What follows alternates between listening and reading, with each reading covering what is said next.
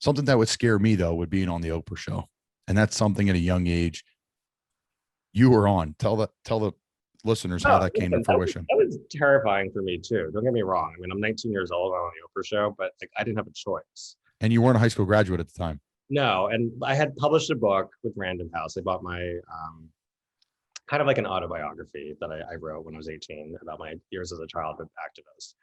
And the book wasn't selling well. And you know, to be very blunt, like a naive statement is, you know, you have to go on the Oprah show. She sells books. Everyone knows that. So, but it's impossible to get booked on the Oprah show. Like it's easier to get into Harvard, like back in the day when she had a daytime talk show. But obviously her influence was massive and is still very massive. But I made it my campaign as an activist. I was like, how hard could it be? So I wrote a letter on a postcard, like thinking like she doesn't have to open an envelope, as if she opens her own mail.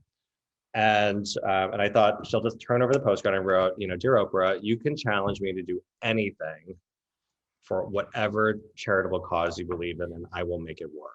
And put my name and phone number. And they called me and said, what do you mean by this? And so they challenged me to raise $30,000 in 30 days all by myself at the age of 19. Couldn't say the Oprah show, and it was for Habitat for Humanity. And I had to come up with ideas and ways that any person watching the show could replicate too. So I couldn't go find a rich donor and just ask for money. I had to really think outside the box.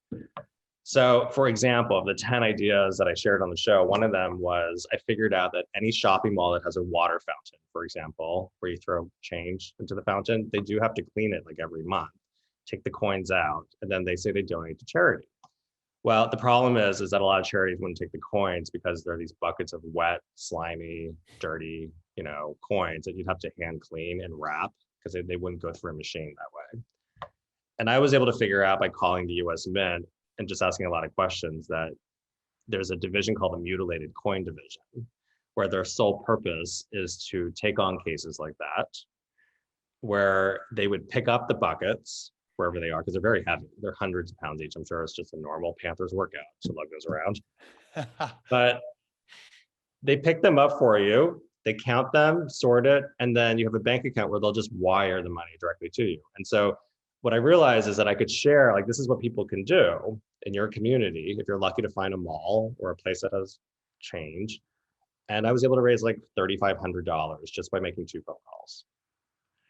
So I went on the show just to sort of talk to people about fundraising, where typically what I was seeing would be like teenagers like doing a car wash or people doing a bake sale or whatever. And the thing is, you put in all these resources with the unknown attached to it, and then you end up maybe making some money or a lot of money or no money. And I was trying to go in there and go, here's how you can make $3,500 for sure, if not more.